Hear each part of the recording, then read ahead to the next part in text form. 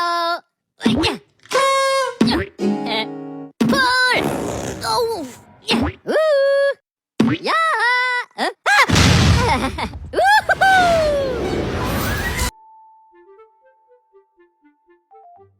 Good day, everyone. We are the Group 8, the group that is assigned to tackle the Lesson 8 promotions of arts from the regions.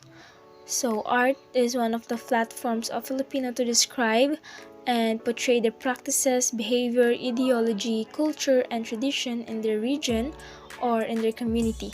Hence, it is important to promote and appreciate traditional and contemporary arts from the regions. However, prior to that, we need to understand the context where these artworks come from. Moreover, in order to gain a deeper understanding on how we will promote the traditional and contemporary arts, we need to learn how the changing environment affect the production of the artworks of indigenous people or artists. So in these statements, this reminds us that art is important to Filipinos because it shows their way of life and culture. It is essential to understand where the art came from. Also, we should learn how things like climate change affect the art made by local people or indigenous artists. In short, it's about pagpapahalaga and pag-iintindi pag-iintindi sa diverse art ng Pilipinas. Talakayin natin kung paano naapektuhan ng nature natin or ng environment natin yung productions or yung artists or yung productions ng mga artists ng kanilang arts. So, okay. So, the traditional and contemporary artist mode of production continues to be affected with the dynamics of change in the environment.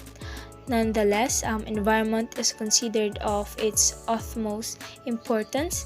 So, this is where resources are gathered and shared, and where culture is performed. So, let's recognize some factors that affect the traditional and contemporary artist production process. So, in this statement, this reminds us that yung mga artists is like parang connected sila sa like nature nila or let's say the world around them, and kung magbabago yung nature is may chances na or malaki yung chance na maapektuhan din kung paano sila mag-create ng arts. So now let's proceed to the production process and changing environment. So first up, the first factor that we have is the tourism. Land areas are converted into site for tourist consumption.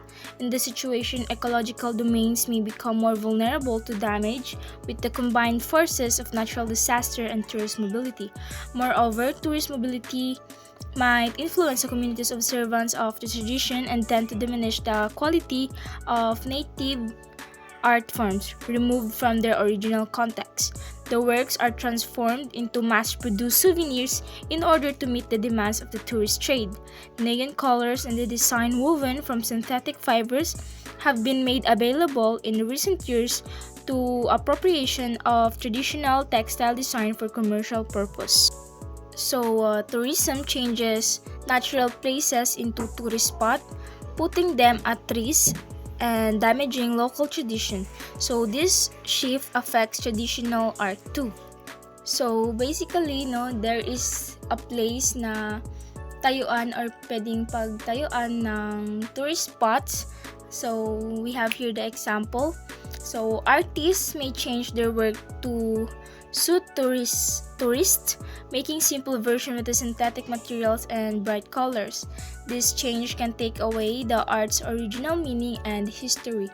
So the artist they have a chance to kumbaga parang let's say imitate or make a simpler version of the art, or let's say or yes, the art. So making it more simpler, and then using vibrant colors or synthetic materials. So meaning to say, by the new version of that art is spreading, like parang napapalitan yung natural meaning ng art or yung natural history ng art, ay though it is not changed or the history of art is not changed, but still no, parang pinalitan, parang may binago sa kanya so parang nawawala yung or tinitake away nung bagong version yung original meaning nung art.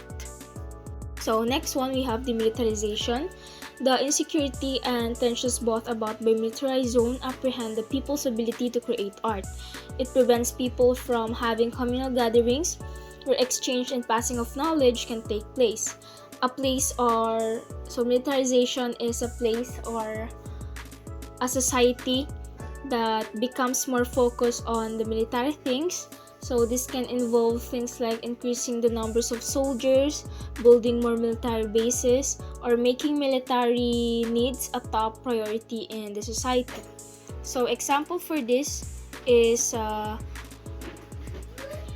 if the country is preparing for a war, can be called militarization. So this aspect of militarization could mean that artists in militarized zone may struggle to create art freely due to the feeling of insecurity and limited social interaction. So yung interactions ng mga artists is limited kasi nga militarized yung place or yung zone nila. Additionally, the restriction on command gatherings will hinder the exchange of artist knowledge and ideas among artists, potentially leading to the stagnation of artistic processes and a loss of cultural vibrancy in affected communities. In places affected by militarization, artists face challenge both in feeling safe enough to create art and in having opportunities to learn and grow from each other. So the last but not the least is the Christianization. So Christianization happens when people start following Christianity, a different religion that can change how they live. When this happened, like with the Manobo community in Mount Apo, they might feel torn between their old ways and their new beliefs. But instead of giving their tradition up, they find a way to blend them together. For example, they celebrate traditional weddings alongside Christian ceremonies or share stories from their culture alongside Bible teachings. So, in the Philippines, this mix of old and new influence how artists create their art. They might paint or sculpture things that show both traditional Filipino stories and Christian belief. Also, there are places like museums and galleries where people can go to see and learn about Filipino art. These places help keep Filipino culture alive by sharing stories and artwork from the past and present. Okay, let's move on to the support system of a Philippine arts. The protection, promotion, and nurturing of culture and art are overseen by a number of well-established agencies, institutions, markets, galleries, and award-giving bodies which also set up the support networks for the arts in the Philippines. These organizations, markets, galleries, authorities, and award-giving bodies ensure that cultural and artistic traditions survive in spite of modernization and technological advancement. They establish the benchmark for various artistic mediums. They showcase culturally and artistically significant objects. They provide financial support to visual artists. They recognize and cultivate exceptional artistic talent. And they educate and foster Filipino to understanding of culture and the arts.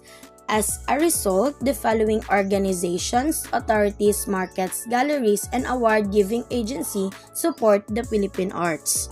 So, the support system of the arts in the Philippines includes various organizations and institutions aiming to promote and preserve Filipino culture. Here's a brief overview of the key agencies and institutions involved. The first is the National Commission for Culture and the Arts.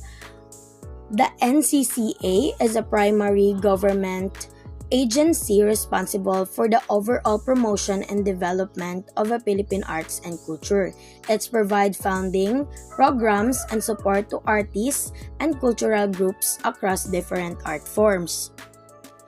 The NCCA in the Philippines is a government agency responsible for the preservation, development, and promotion of the Philippine arts and culture.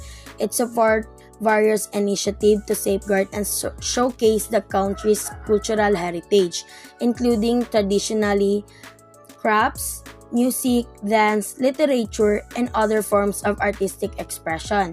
The NCCA plays a crucial role in ensuring that Filipino culture remains vibrant and celebrated both locally and internationally. Second, Cultural Center of the Philippines. The CCP is a cultural institution established to preserve, develop, and promote arts and culture in the Philippines. It serves as a venue for various performances, exhibitions, and cultural events showcasing both traditionally and contemporary Filipino arts. The CCP is a government-owned cultural agency in the Philippines that plays a key role in promoting arts and culture in the country. It is responsible for showcasing and preserving Filipino cultural heritage through various programs and initiatives. The CCP also serves as a venue for performances, exhibitions, and other cultural activities that aim to enrich the artistic experience of both artists and the general public. It is a hub of creativity and a vital institution of a Philippine cultural landscape. This organization plays a vital role in nurturing and preserving the rich cultural heritage of the Philippines. The National Museum is an educational, scientific, and cultural institution that acquires, documents, preserves, exhibits, and fosters scholarly study and public appreciation of works of art, specimens, and cultural and historical artifacts representative of the unique cultural heritage of the Filipino people and the natural history of the Philippines. In the National Museum of the Philippines, you can see many interesting things like ancient artifacts, traditional crafts, colorful artworks, historical treasures, and exhibits that tell the story of the Philippines from its earliest times to the present day. There are displays about Filipino culture, history, art, and natural wonders that will give you a glimpse into the rich heritage of the country.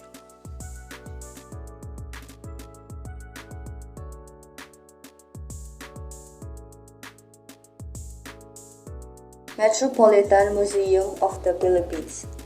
The Metropolitan Museum of Manila is one of the major museums in the Philippines. The museum was among the first to develop and expand its audience by embracing the philosophy of arts for all, adapt a bilingual approach in exhibition texts, and implement a vigorous education and community outreach program. The museum seeks to amplify the Filipino sense of artistic and cultural heritage from the past and in contemporary global context and experiences. In the Metropolitan Museum of Manila, you can see a lot of beautiful artworks and culture treasures from the Philippines and around the world. These are paintings, sculpture, pottery, and the other artifacts that tell story about history and tradition and creativity. It's like taking a journey through different cultures and time periods. So let's move on to Bencab Museum.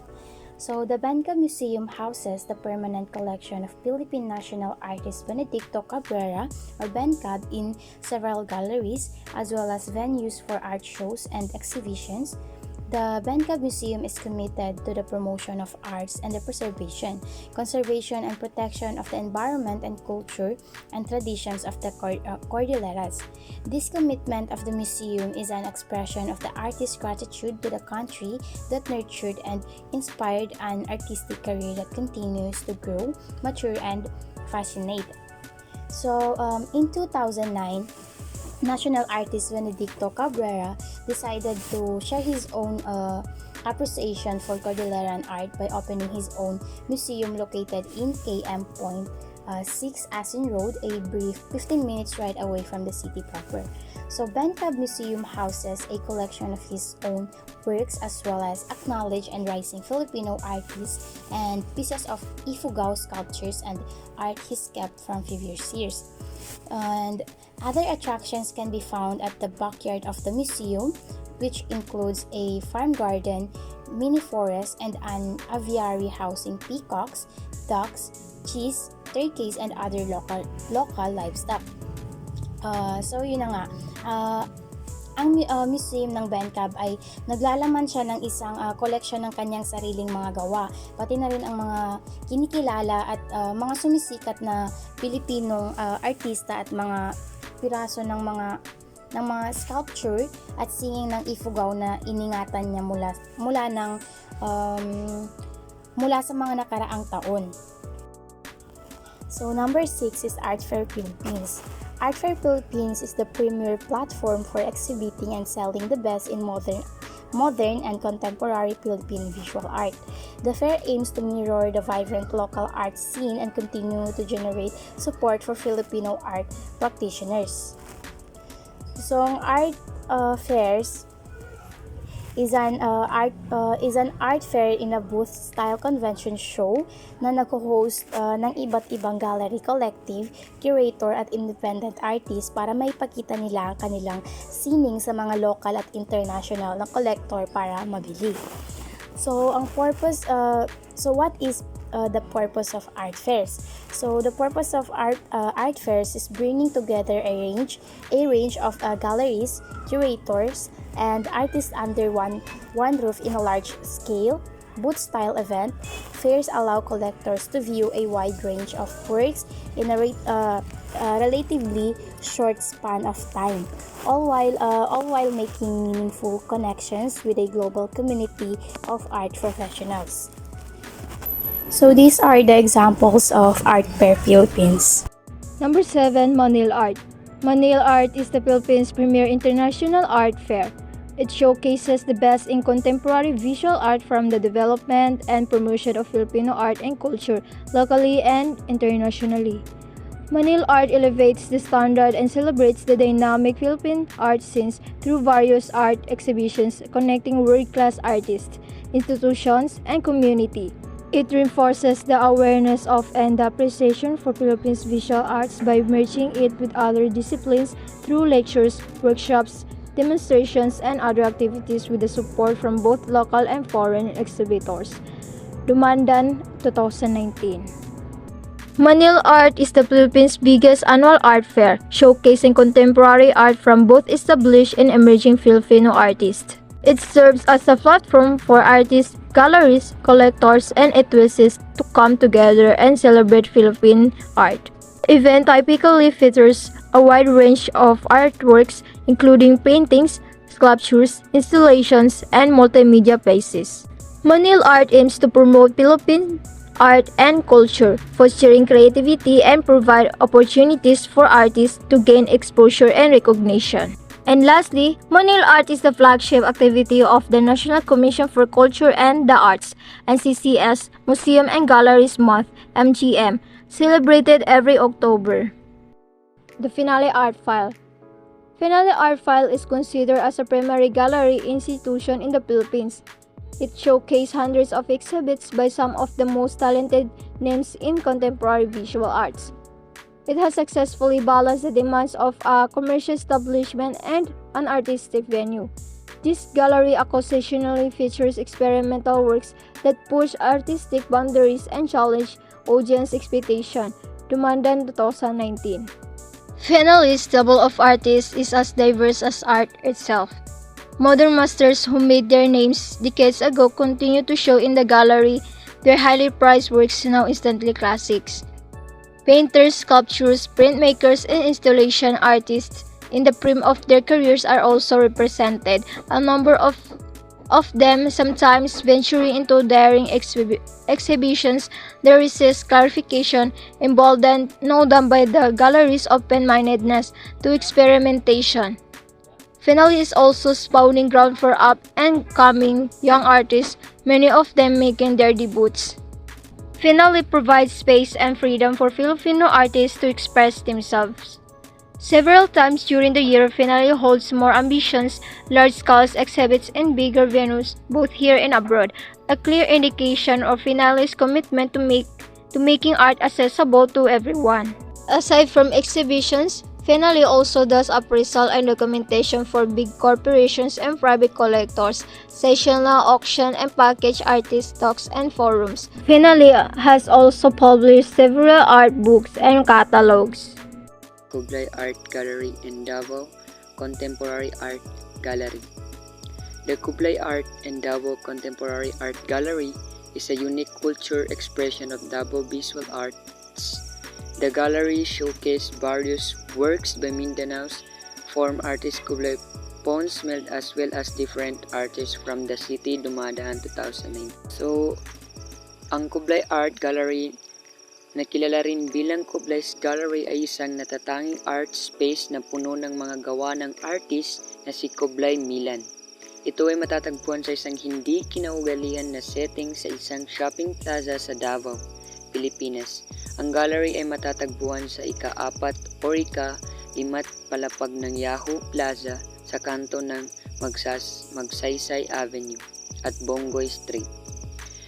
Pinalamutian ng mga pintora na Kublai Milan ang mga dingding ng malaking espasyong ito na nagbibigay ng magandang karanasan sa sining para sa mga bisita. So, bukod pa rito, may isa pang nauugnay na lokasyon na tinatawag na Kublai Art Garden sa Kapatagan, Digos City. Ang art garden na ito ay pinaghalong gawa ng tao ng sining at kalikasan na nag-aalok sa mga bisita ng pagkakataong tangkilikin hindi lamang ang magagandang art piece kundi pati na rin ang sining ng inang kalikasan. And the Davao Contemporary Art Gallery, also known as Art Portal Gallery for Contemporary Art, is a platform for artist exchanges in other creative exploration in the Davao art scenes. The space was established by Alfred Galvez, who dreamed of returning to his hometown and giving back. Art Portal is designed to initiate artist exchanges, workshop, and more. It aims to open doors for artists, art lovers, and the public, acting as gateway for the circulation of artists, artworks, and ideas to entrench and inspire both artists and audience. Ang gallery ay matatagpuan sa 115 Pelayo Street, Davao City, Philippines. Ito ay tumatakbo mulang 4 p.m. hanggang 10 p.m. mula Lunes hanggang Biyernes at mula 1 p.m. hanggang 9:30 p.m. sa Sabado. Ito ay sarado tuwing Linggo. Bilang karagdagang mayroon isa pang art gallery sa Davao City na kilala bilang Gallery Rafael Davao. Ang gallery na ito ay nagpapakita ng mga moderno at kontemporaryong obra maestra. Ito ay matatagpuan sa Unit 2, Retail Block 2, Azuela Cob, Lanang, Davao City at bukas araw-araw mula sa 10 a.m. hanggang 6 p.m. po. So, yun yung Kublai Art Gallery. So, number 10, 13 Artist Awards. The 13 Artist Awards mark the turnings in end of the Philippines contemporary art to update its modernizing potential and to assess how artists today engage with other forces in the art world Dumandaan 2019. These authorities, institutions, markets, galleries, and award-giving bodies are not the only ones who may promote arts of the Philippines. As a Filipino and a student, ang 13 Artist Award TA ay isang programa na pagkikilala ng itinatag ng Culture Center of the Philippines CCP. Una itong ipinakita ng ika-50 taon nang nakakaraan at nagsimula bilang isang curatorial project sa ilalim ng direktor ng unang tagapangasiwa ng CCPO Museum. Si Roberto Cabet, ang TAA ay nilikha upang ipakita ang mga gawa ng mga artista nang nagsusumikap ng muling ayusin, palakasin muli at i-renew ang paggawa ng sining at pag-iisip ng sining. Si Raimundo Albano ang susunod na direktor ng CCP Museum at Non-Theater Operation. Ang nagbabago sa 13 artista sa programang Parangal na ngayon. Ang TAA ay unang ginanap kada 2 taon at mula noon ay binago ito sa isang triennial na format mula nang mabuo ito. Ang TAA ay nagsusulong ng mga bagong anyo ng kontemporaryong sining. May kabuuang 185 artists ang nagbigay ng critical na pagkikilala ito sa nakalipas na 16 na pangulit ng award. Ang parangal ay pinangasiwa ng CCP Visual Arts and Museum Division sa ilalim ng Production Exhibition Department. Ang mga nominasyon ay nagtatanggap mula sa mga direktor ng museo, mga independenteng tagapangasiwa, pinuno ng sining at mga organisasyong pangkultura, mga galleries at mga dating TAA. So, ang TAA is 13 Artists Award. Ang lista ng mga awards ay kumakatawan sa isang malawak na hanay ng artistikong kasanayan, kabilang ang mga artist na nakikitungo sa print, sayaw, pelikula at photography, kasama ang pagpipinta, pagtatanghal at isekletura.